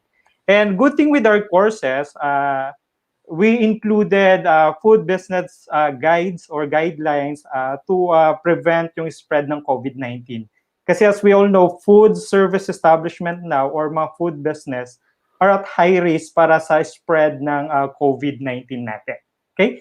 Then all our programs assessed with examinations, so invigilated by the City Health Office or the Department of Health just to maintain the integrity of our examination system or full certificate programs. Okay. Then now we also develop our e-learning program. So as alam natin ngayon, limited yung paglabas pa. And this is something that we really need to have. Kahit nasaan tayo, we need to continue yung learnings natin. The reason why we come up with this unique blended learning approach. So this is actually fun, practical, and very interactive yung e-learning program natin. So we have our platform. They need to enroll, register to that platform. Then may enjoy nila kahit nasan sila using their laptop or mobile phone. So we can deliver that food safety training education sa mga food handlers natin. And even yung mga nasa bahay ngayon. Especially now, mas marami din sa atin nagluluto sa bahay. So this is actually a reference for us on how to cook it safe for our family. So if we have this e-learning programs then, kahit nasa bahay tayo. Okay? Then we also encourage yung mga food establishments, especially now or before the reopening, yung tinatawag nating assessment. So we need to come up with this risk-based inspection. So basically, the goal of this risk-based inspection as one of our program and support to food establishment, so to reassure both the customers and employees' health and safety. Kasi after this pandemic, let's say, we can expect from our customers na mas magiging mapili sila sa mga food establishment kung saan sila o-order ng food. And one way siguro para ma-market natin yung food establishment natin is to communicate kung ano yung mga precautionary measures that we have in our food establishment. And for this program from Food Shop, as a support to our food business operator, this is basically to assess yung existing measures natin and to align yung mga implementation natin to the guidelines protocol leading to the new normal na tinatawag natin. So we'll be checking on, let's say for example, ventilations, yung preparedness nila in terms of preventing cross-contamination or yung contactless na diniscuss natin kanina. So this program, so we have our free pre-assessment. So they just need to visit our website, so foodshop.com. If you want to have your food establishment to be pre-assessed, this is free din, so libre po ito. So you just need to register and our representative will call you. So to help you assess your food establishment. And now, why Food Shop risk-based inspection? So this is very timely before reopening. We encourage everyone. And for those establishment na ma-assess and complying with the minimum hygiene, food safety, and sanitation standard, we issue certificate. And that certificate can be posted sa mga restaurant natin or sa mga pages natin just to communicate what we have to our customers. And the value of this certificate, since Food Shop is the first inspection body for food safety accredited by the Department of Trade and Industry, Philippine Accreditation Bureau. So if you have that certificate, yun yung value po. So if we have that risk-based inspection. So basically, before and after pandemic, we encourage everyone to develop that food safety culture. And before that, we need to be aware. We need to have our certification or training either for our establishment or for our staff para malilid tayo to that normal and magiging habit natin, magiging normal yung tinatawag natin food safety culture. So initially, we can cite it or view it as additional expense, pero calculating the risk if we don't have food safety, so mas malaki. Kaya nakakatuwa din na marinig sa mga chef natin at mga food business operator natin kanina na this is something that we need to have. This is no longer an option for us. If you want to have our business at top with or without pandemic and win back our customers, our clients, so we need to communicate that we are at ensuring the health and safety of our customers. So that's what we have, our training and our risk-based inspection for our food establishments. Kagaya na sinabi mo, no, hindi to expense, kundi ito ay isang investment po sa inyong negosyo, di ba?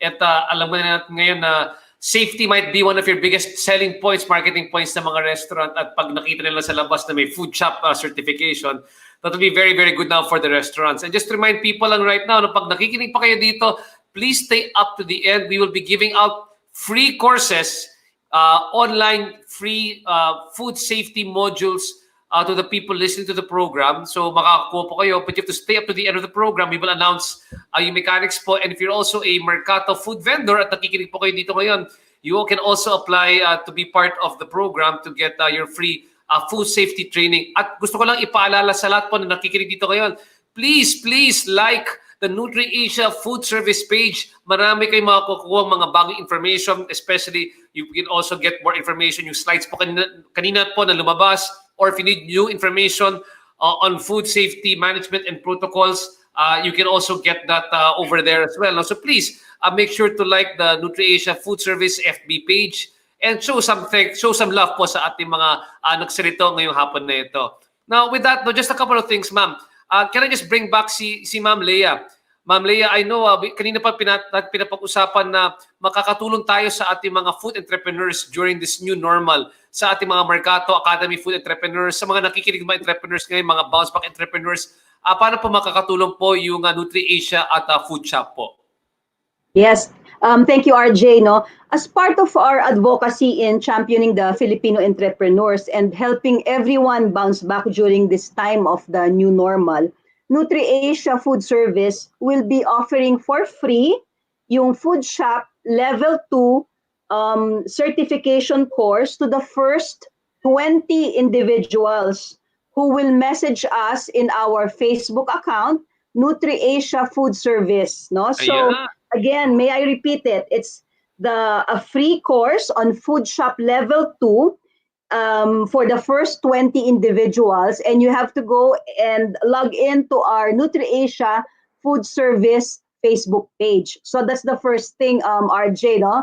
And second, meron pa, hindi pa, not enough yung isa, meron pang pangalawa, no?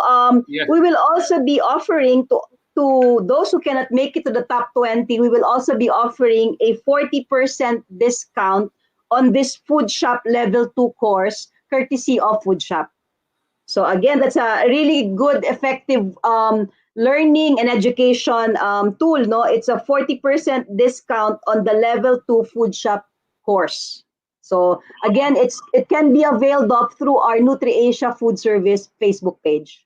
Thank you so much sa susuporta po ninyo, ma'am. I'm looking forward to more sessions dito po sa Food Shop and NutriAsia. Looks like marami pong bitin na bitin po. Nakuha yung food safety. A lot of people want to download again download the presentation. If you want to download again, please make sure to visit the NutriAsia NutriAsia Food Service Facebook page, like the page, and then send them a question that you want a copy of the presentation here today na binigay ng mga kaibigan natin sa Food Shop. And just remind all of you, for all the materials presented today, if you're interested in signing up sa mga Food Shop courses, make sure to follow the NutriAsia Food Service page on Facebook and send them a message. And yung mga materials po na isasama po sa what they will give you will be the materials on hand hygiene, PPE guidelines, yung mga entry and exit protocols, and mga contactless delivery practices. Now, at the same time po, can we just go back and let's talk to each of them one more time po, no? Some are last pieces of advice. Can we ask Ma'am Leia, what is your last piece of advice? Marami tayong napulot po dito ngayon sa ating mga speaker. I'm sure marami ka rin nag-gain na insight, Ma'am Leia, sa mga sinasabi ng ating mga restaurant operators. What is that final piece of advice na gusto mong sabihin sa ating mga home-based food entrepreneurs, sa ating mga restaurateurs? What is the last thing that you want to share with them? I think a lot has been shared and a lot has been learned, RJ, no?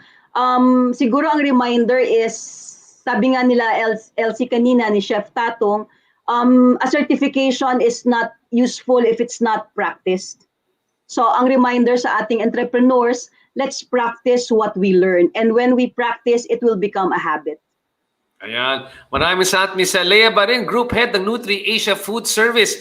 Ang yan naman po, can we talk to Miss Elsie Gatpayat, Ma'am Elsie, our General Manager. Really great talk earlier explaining yung purpose ng Food Shop on how we're growing the business and how it's helping safeguard yung ating mga customers and syempre yung ating mga food handlers. Ma'am, ano po yung last piece of advice ninyo sa ating mga nakikinig ngayong hapon na ito? Okay, I think same with what I mentioned earlier. I-treat natin ang food safety not just a necessity during the COVID pandemic, but it has to be, again, like Leia mentioned, it has to be part of our habit always. And this should be our normal. It's not supposed to be our new normal. This is has always been our normal.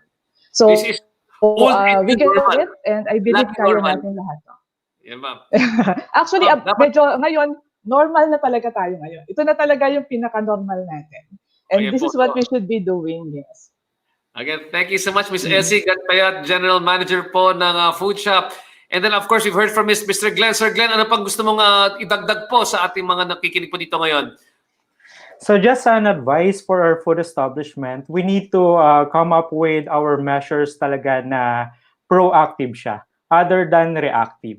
So basically, food safety is just normal. We just need to implement. And we always need to consider yung concept ng food must not be separated sa food safety. O yung mga food handlers natin, dapat sila din yung food safety. So para wala tayong magiging problema, and of course, we can comply with the requirement of the law. We can satisfy our yung mga legal or moral obligations natin, as well as preventing yung mga financial consequences natin if we don't have food safety. Again, thank you so much, Sir Glenn Hyde de la Cruz, na Vice President ng Food Shop. And now, moving on to our chefs. Unang-unang ating celebrity chef with these simple dishes. Chef Mike Tatong Sarto, a lot of great advice we've gotten from you. How can you continue to inspire our entrepreneurs, especially ngayon? Medyo nahihirapan po yung ating mga ibang chefs. I'm sure, kahit ikaw rin, lahat tayo nahihirapan po. But Yeah, true. There's a light at the end of the tunnel. There's a way for us to change the business. Ano dapat yung pananaw po natin pagdating sa negosyo ng pagkain ngayon po? Yeah, Chef Mike. Actually, what's very important right now is to really focus on the fundamentals. Have a very good quality product, make it available to the most number of people, but also to look at this. Number one, what people need right now is transparency. Transparency in your process, transparency in the quality of your products, all disclosure, di ba? It's very important. People want to know that. Number two, traceability. They want to know that where you get your sources, is it reliable? And when it gets to them, paano siya dumating sa kanila? And thirdly, is also truthfulness. Kasi right now, di ba, yung worry kasi natin is yung truth in advertising. You might be telling that story publicly, pero internally, iba pala yung nangyayari. So right now, it's really about trust. If the people trust your brand, if people trust your product, they will continue to support you no matter what happens. Yun lang. Maraming salamat, Chef Tatong. So it's back to basics and back to the fundamentals. Review your business model rin po, di ba? Review your business model, see where it will take you from here. Maraming salamat, Chef Tatong Sarto. Boss Romel Nang ng Buffalo Wings and Things. Ano advice po sa inyong fellow food entrepreneurs sa buong Pilipinas po? Una sa lahat siguro yung crisis, tandaan natin there's light at the end of the tunnel. It's temporary but it's going to be a long recovery until a vaccine is made available. So ang payo ko more on the wisdom from age, no? Sa ako pinakamatanda yata dito no. So let your purpose drive you and your values guide you. Having said that, yung topic natin today is about food safety. Recruiting people, you recruit people who believe in safety. Ganun lang kasimple, no? You also want to work with suppliers who also believe in safety, who also believe in quality. So wag mo nang pahirapan yung buhay mo. Work with people who are aligned with your values and what you commit to. No? If you work with people who are committed to excellence, committed to food safety, committed to quality, then life in the new normal will be easier for you. Thank you so much, Sir Romel Nang of Buffalo Wings and Things and our Resto Coach. We can follow Resto Coach on Facebook, di ba? Tama ba, Sir Romel? Facebook, di ba? Okay. Tama po, sa Facebook po. Tama po, sa Facebook. Thank you. And finally, Chef Kim Bacchiano of Thai Mango na nagaling po sa Mercato. Please share with us as well, Chef Kim. Ano po yung payo mo sa inyong mga kapwang vendors, food vendors sa Mercato rin po? Anong payo mo sa kanilang mga food entrepreneurs? So mga food entrepreneur na kagaya ko, let's see it as a blessing in disguise itong panahon na to na kung ma-surpass natin tong delivery, I mean kung ma-perfect natin tong delivery and after ng COVID is maging normal na tayo, mas magagaling ka pa kasi marami kang mas maiisip na may re-reinvent sa product mo. So use your time wisely to think, to innovate your product and don't afraid to try talaga sa mga naiisip nating product. Kasi this is the best time to try kasi lahat nasa social media, nakaka-capture mo lahat ng mga attention ng mga tao. So use the power of social media and trust, mawin mo yung trust ng mga customer that your food na sineserve mo is safe. And also, yung personalized service pa rin. Kasi nasanay tayo na ang personalized service is parang more on sa interaction ng personally, di ba?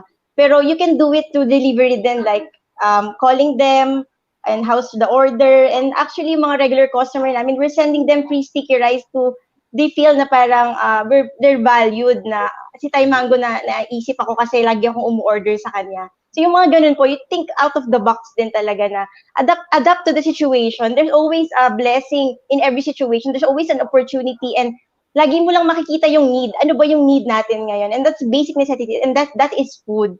So, yun po yung mga may advice ko sa mga fellow food entrepreneur ko, don't afraid to try. This is the best time to, unleash that kind of skills na meron tayo and makaka-capture nyo lahat ngayon. Use the power of social media right now. Maraming salamat, Chef Kim. Talaga nakaka-inspire ka sa ating mga panibagong and aspiring and upcoming food entrepreneurs. And again, isa pang final reminder sa lahat po na nakikinig dito ngayon, kung kayo po ay isang Filipino food entrepreneur or kayo po ay isang Mercato food vendor or gusto maging vendor sa Mercato Central, tuturuan po kayo ng Mercato Academy at Bounce Back kasama po ng NutriAsia at ng food shop, no? Itong gagawin po natin, NutriAsia Food Service will offer free, libre pong food shop level 2 courses to the first 20 individuals who will message the Facebook account ng NutriAsia Food Service. Again, paki-message lang yung NutriAsia Food Service para makalibreng training ng food safety. At kung kayo po ay isang Mercato food vendor, please also message us as well so we can get you to get free training also para lang sa ating mga Mercato food vendors. And for those who won't make it to the first 20, we will give the courses at 35% discount. At mukha po, successful po yung ating first ever training together kasama po ng NutriAsia. At dahil po successful po ito, we look forward to having you back again here on the program. Babalik po yung NutriAsia with more programs and more trainings that we can get, no? So please make sure to come back here again dito sa Bounce Back, Mercato Academy, Mercato Central, pati NutriAsia. We will have more programs for you. Again, maraming salamat sa lahat ating mga bisita. Maraming salamat to Miss Lea Barin ng NutriAsia. We have again Elsie and Glenn from Food Shop, and Romel ng Buffalo Wings and Things, Kim Bacchiano of Taimango, and Chef Tatong Sarto. Maraming salamat sa payo at sa insight po ninyo. This has been RJ Ledesma, yung inyong administrator dito po sa Bounce Back Philippines at yung founder ng Mercato Central. Stay safe, stay well, stay hope. Mabuhay Pilipino. We will get through this. Maraming salamat po. We will heal as one. Thank you po.